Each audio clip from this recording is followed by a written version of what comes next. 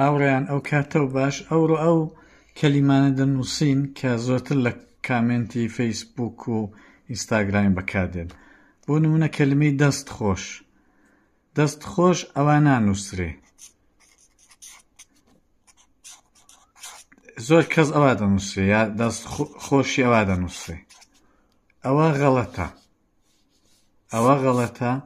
دەستخۆش ئەوە فارسیە. ئەوە دەستی فارسیە. چونکە فارسیدا ئەو فەتحەی هەیە، فەتحەکەی نانووسن دەست ئەوە دەنووسێت. بەڵام دە کوردیدا ئەو فەتحەیە دەبێتە هێ ئەوە دەنووسرێ. دەست ئەو هەیە هەمان ئەو ئەیە دەبێتە دەست خۆش.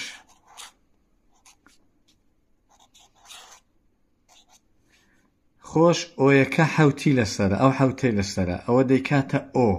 ئەگە بێ ئەو ئۆیە بنووسرێ نابێتە خۆش، دەبێتە دەست خوش.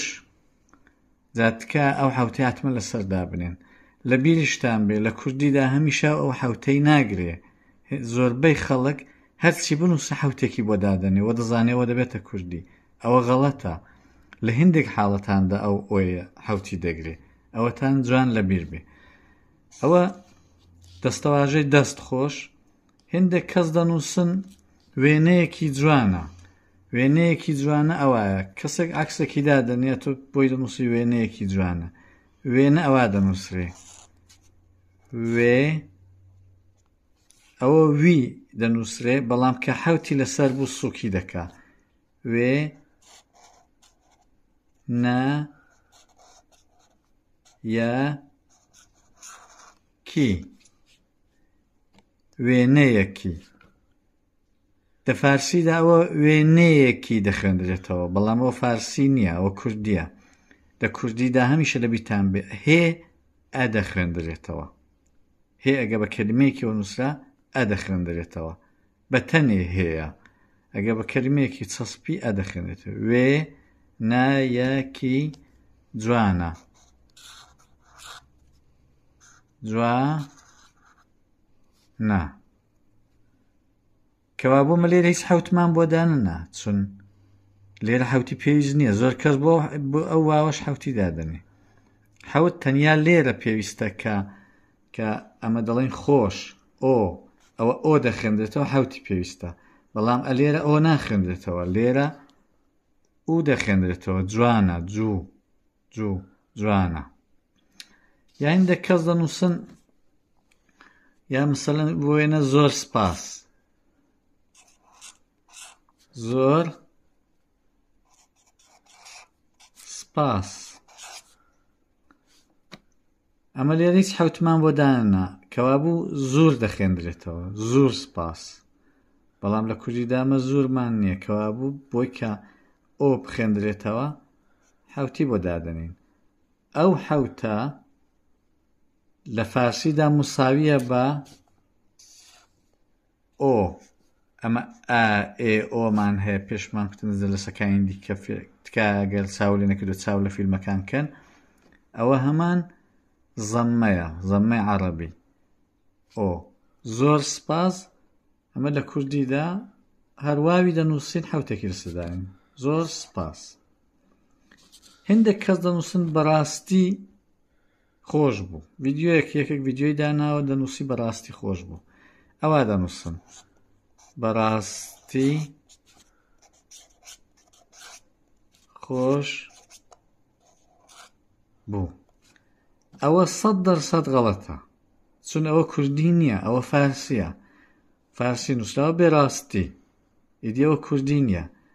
بەڕاستی ئەوە نانووسرێ، بەڕاستی ئەوە دەنووسرێ. بەڕاستی بە کوتم ئەوە ئا دەخوێندرێتەوە. ئەو هەیە عەرزم کردن ئەگە بە کەلیمەیەکی بە حەرفێکی دیوە بنووسێ دەبێتە ئا. هەمان ئەو فەتحەیە، فەتحەی فارسی. بەڕاستی خۆش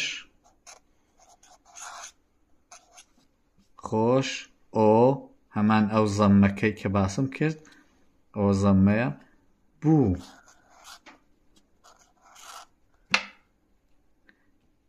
لا لێرە نووسراوە بوو ئەوەش هەر بوویە بەڵام ئەوە کوردی ترە بۆ لەبەرەوەی کاتێک ئەمە دەڵێن بەڕاستی خۆش بوو ئەو ئوویەی دەکێشینەوە بۆیە دەبێتە دوو و دەڵێن خۆش بوو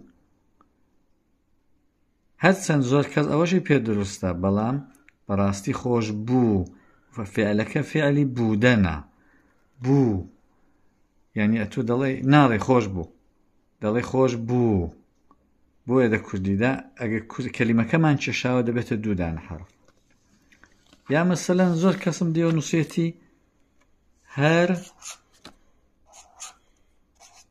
بژی هەر بژی ئەوە غەڵەتە ئەوە فارسیە ئەوە هەر ئەوە فارسیە لە فارسیدا ئەوا دەنووسێت کە ئەویان حەسب کردو دەبێتە هەر لە کوردیدا ئەمە هیچ شتێکی حەسب ناکەین کەوا بوو ئەو ئایا دەبێتە هەیە هەروەشی ئارزم کردن هەر بژی ئیدی ئەوە فارسیەت کە ئەوە مەنووسن ئەوە کوردەکەیەتی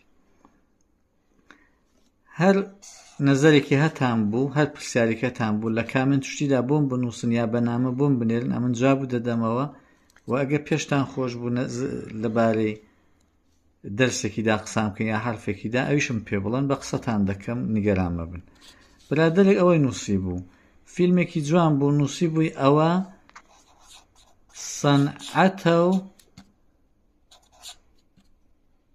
سەوەتە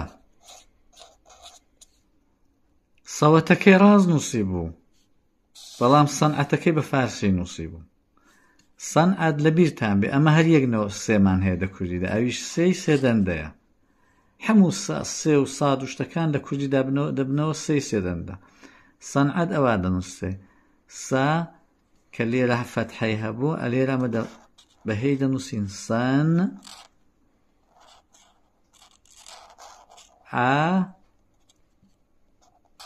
ت جا دەبێ بڵێ سەنعەتە و سەوەتە ئەگە سەرنج بدەنێ ئەو هەیە لە هەموواندا تەلەفوزی ئا دەدا ئای فارسی سەوەتە لە فارسیدا ئەگە بیخێنەوە دەبێتە سێ وێ تێ بەڵام ئەوە کوردیە پەسکەوا بوو برادەرێک نووسی بوو بۆ فیلمێکی نووسی بە ئەوە سەنعەتە و سەوەتە ئەوا دەنووسێ سەنعەتە و سەوەتە هیوادارم چێژی لێ ببەن تکا بڵاوی بکەنەوە لە نێوان هاوڕێیەکانی خۆتان بۆیش ناوی خۆمی لێدادەم بۆی کە بە ناوی هیچ کەسێک سەبت نەبێ سپاس